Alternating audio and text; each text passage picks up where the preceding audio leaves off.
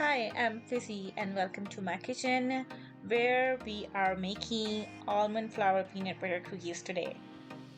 So, peanut butter cookies are one of my favorites and we are just using almond flour instead of whole wheat flour or all-purpose flour. So I can say that these are the best keto cookies as well as these are the gluten-free version. So first of all, we're gonna take 2 by 3 cups of smooth peanut butter and add into the bowl. If you like to use crunchy peanut butter, you can use it as well. It's up to you which one you like the most. So for now, I'm just adding 1 cup of almond flour, but you can add a bit more later. For example, if the consistency is runny, then you can add more almond flour to make it thick. And after that, I use 3 tablespoons of honey. I mean, it's up to you if you like to add more honey. It's up to a person's taste. But most of the time, I do not like my cookies to be really sweet. So I'm just adding 3 tablespoons of honey. But I mean, as I said that, you can add more honey into it. So now I'm adding 1 by 4 teaspoon of baking soda. And why I'm adding baking soda? Because it does add some crunchiness in your cookies. So I really like adding a little bit or pinch of baking soda into my cookies. And you can have a pinch of salt if you like to add it. It's up to you. I love to add pinch of salt into my cookies. And after that, if you would like to add some vanilla extract, you can add that as well. Add 1 large egg, and if you do not prefer to add egg, I would suggest that you can add applesauce.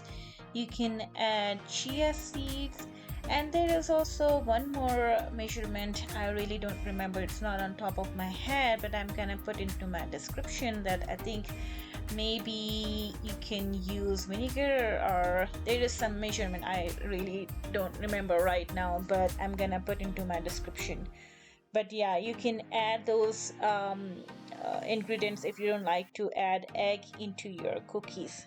So give it a good mix until the consistency is thick. And as I said before, that if you do not like it runny or you don't like it really watery consistency, you can add more almond flour into it, but you have to make sure that you are gonna give it a really good mix. So I'm doing that. So all right,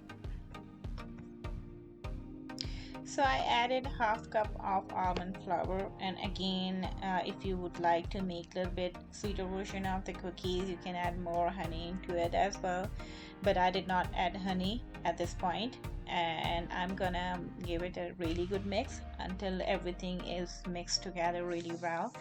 And after that, I'll be making small portion of the mixture and give the shape like cookie.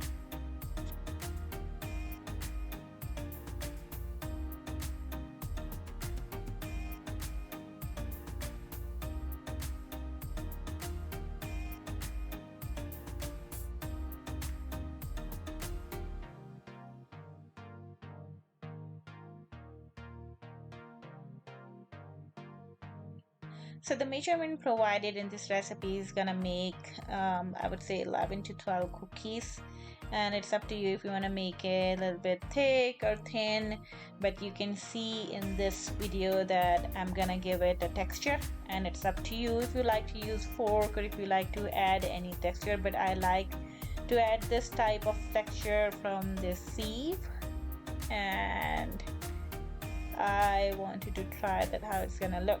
So I think that they're gonna look pretty good. So what I'm gonna do, I'm gonna put them into the oven, but you need to make sure that your oven should be preheated at 350 Fahrenheit. And I have to look online what is the Celsius for 350 Fahrenheit.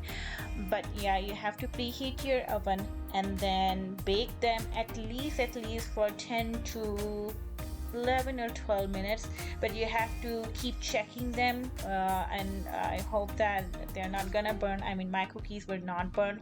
I baked them for about 12 minutes, roughly 12 minutes, but just keep checking them and make sure that if they are baked according to your uh, requirement and according to your preference. So let's see how they're gonna look. So the cookies are ready, and let them cool for about 10 to 15 minutes. If you touch it right away, they're gonna break because they're really soft right now. So leave them for about 10 to 15 minutes. Alright, so in the end, I would definitely like to request you all that please do not forget to subscribe my channel, and if you like the recipe, please put any comment into the comment section. I love to read your comments and I love to reply. And I'm hoping that I will be coming back with some interesting recipes again. And I hope you guys have a very good day. Thank you. Bye bye.